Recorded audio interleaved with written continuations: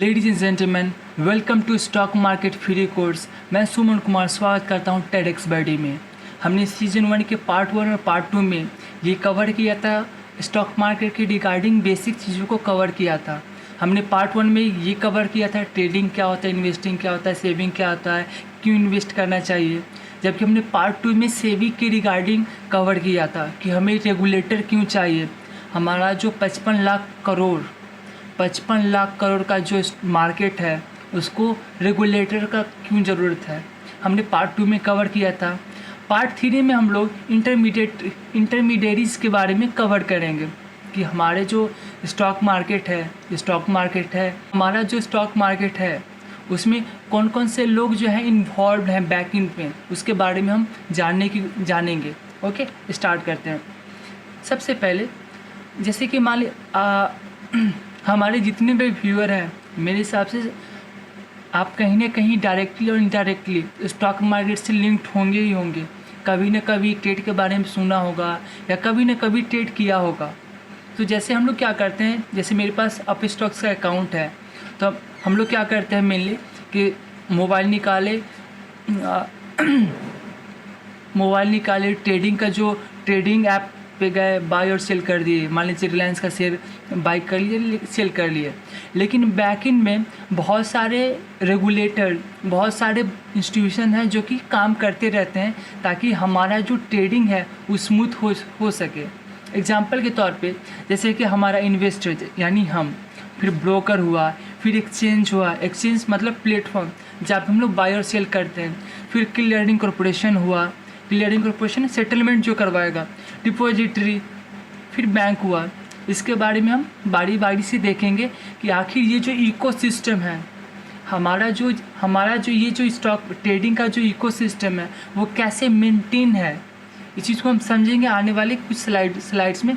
तो बने रहिए मेरे साथ। एंड अगर अभी तक आपने लाइक और सब्सक्राइब नहीं किया है तो लाइक एंड सब्सक्राइब ज़रूर करें। जो भी डाउट वगैरह हो आप कहीं भी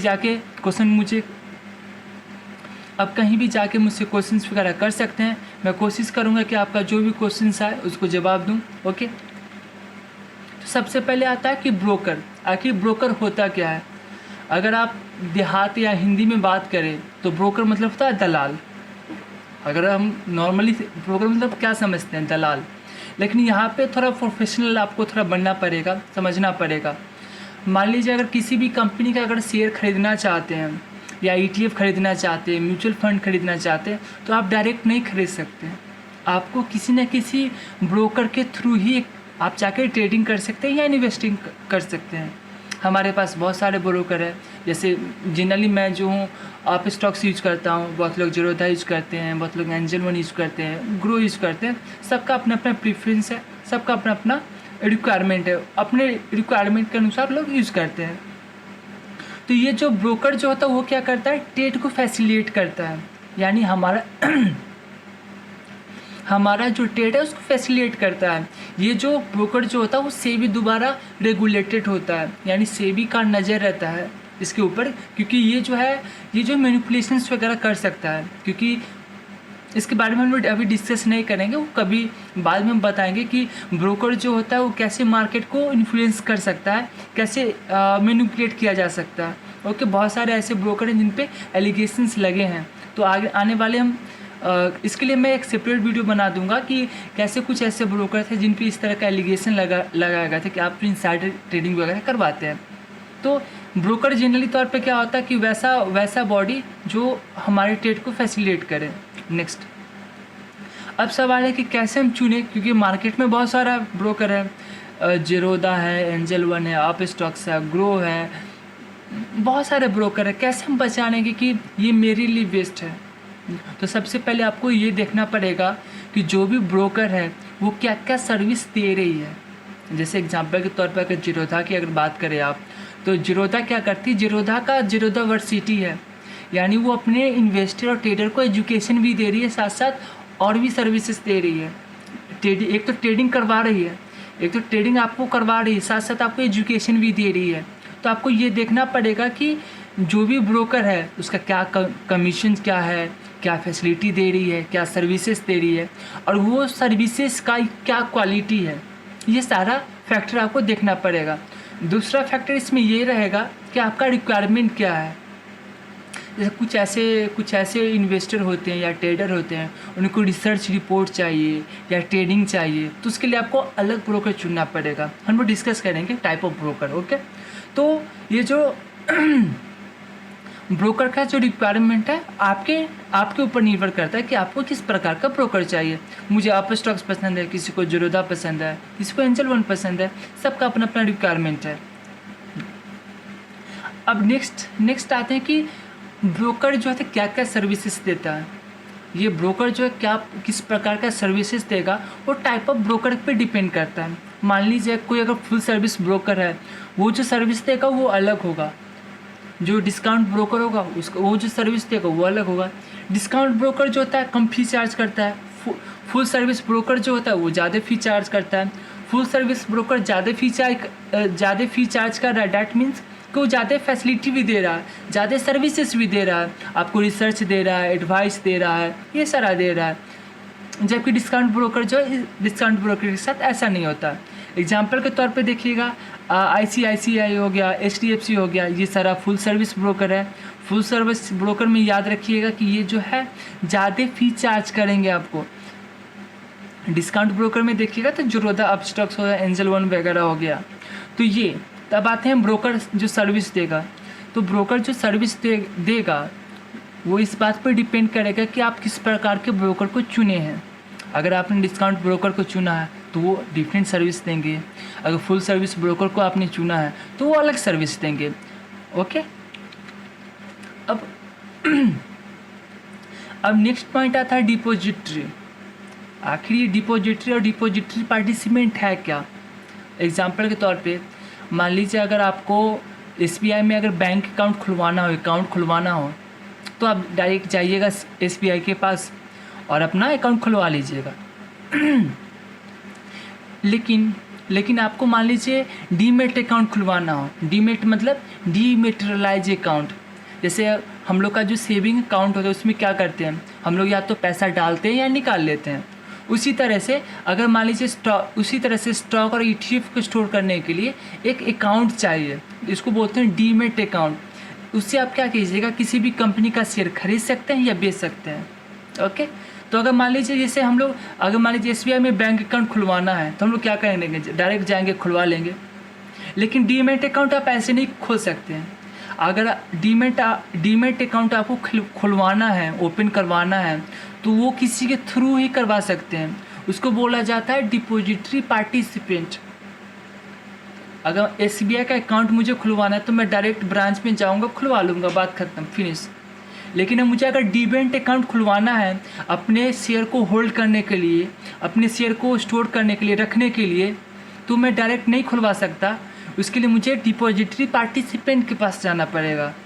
तो डिपॉजिटरी पार्टिसिपेंट होते कौन है, तो जनरली तौर पे जितने भी ब्रोकर हैं वो सारे डिपॉजिटरी पार्टिसिपेंट हैं। यानी जितने भी ब्रोकर है, चाहे आप स्टॉक्स हो, ज़ीरोधा हो, ये सारे के थ्रू आप अपना अकाउंट जो है डीमेट अकाउंट खुलवा सकते हैं। ओके, नेक्स्ट आता है NSDL एंड CDSL।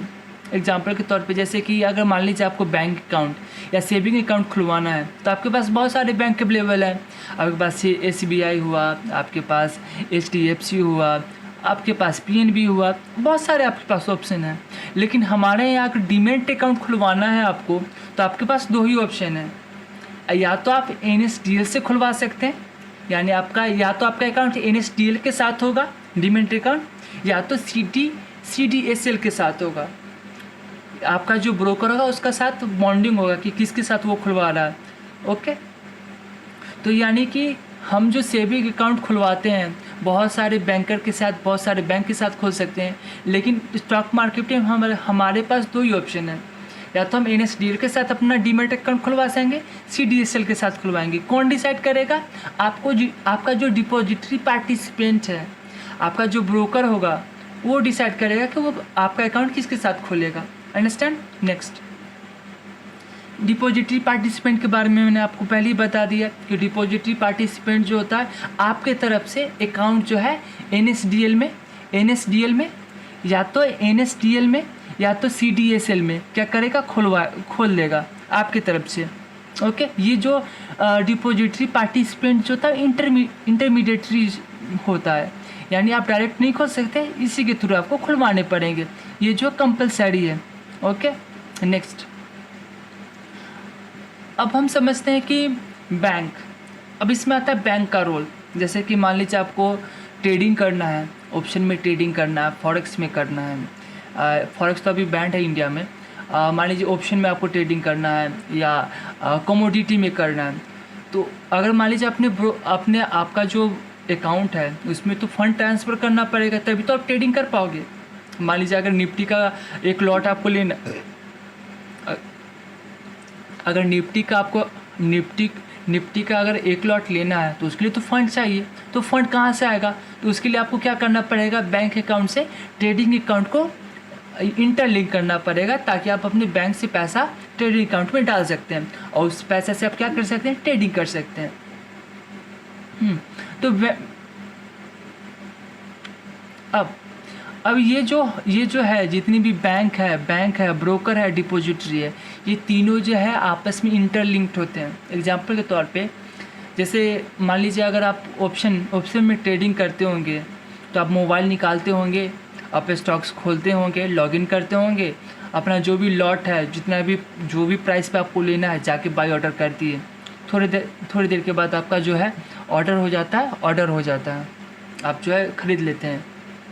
लेकिन ये जो प्रोसेस है इतना आसान नहीं है, बैक एंड में बहुत सारे लोग इन्वॉल्व हैं, बहुत सारे इंस्टीट्यूशन इन्वॉल्व है, इसलिए आपका जो ट्रेडिंग है इतना स्मूथ हो चुका है।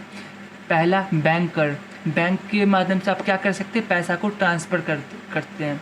ब्रोकर जो होता है आपका ट्रेडिंग अकाउंट खोलता है, और डिपॉजिटरी क्या होता है जहाँ पे आपका सिक्योरिटी जो होता है, सिक्योरिटीज़ बोले तो आपका हो गया ETF हो गया, म्यूचुअल फंड हो गया, शेयर हो गया, बॉन्ड हो गया, वहाँ पे स्टोर रहता है, तिजोरी। डिपॉजिटरी मतलब तिजोरी, वो सारा स्टोर रहता है। तब जाके ये सारे लोग जब आपस में मिलते हैं तब जाकर आपका ट्रेडिंग जो है इतना स्मूथ होता है।